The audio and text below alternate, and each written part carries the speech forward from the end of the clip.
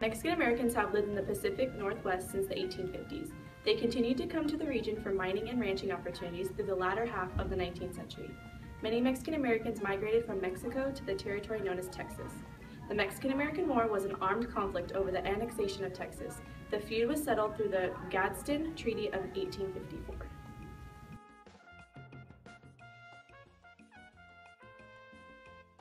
75% of Mexican Americans are Catholic. Food consists of pozole, a soup-like stew which contains hominy, meats, and various spices. Tamales, shredded and spiced pork or beef, caked with cornmeal and wrapped in a corn husk, and sweetbread. Holidays include El Dia de los Muertos and Cinco de Mayo, and Spanish and English are the main languages. Every Christmas, Navidad, my family has this tradition where we all go over, all the women in the family go over to my grandma's house in Merced, and we actually grind the corn with a big red hand grinder for the tamales, and we actually have to make the masa from scratch, and we have this tradition where we actually go out and kill the chickens for the tamales. So every year my grandma picks one of us to take turns cutting off the chicken's head.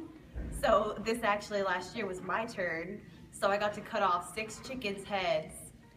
And it was pretty cool. Like, they just kind of flop around for a little while. It's a tradition that we've been doing since I was a little kid. Usually we start participating when we're about 14 years old. And obviously the older the girls get, the more there are, so the quicker it gets done. So it's become a lot better as I've gotten older because a lot of my younger cousins are growing up as well.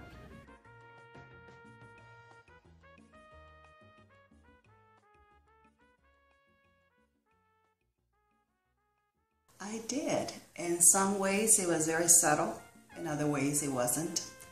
My first experience with racism was when I was in 4th grade when I first came to the States, and I wanted to learn how to play piano. And the teacher did not want to teach me how to play piano because she said that I would not understand music. From then on, it was just my accent that I had to overcome, people thinking that I'm dumb because I have an accent.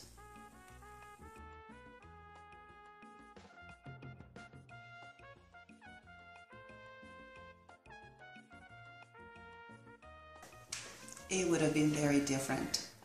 Here in the States, we have free education. Where I grew up, there was no free education. So that in itself would have changed my whole world, like it has here. I had the opportunity to go to a university and better myself. As a graduate from, going through a college, one of the things that it helped me through is actually getting to college because I was considered a minority. In the job world, it also helped me because I'm bilingual, but more important than bilingual, bicultural.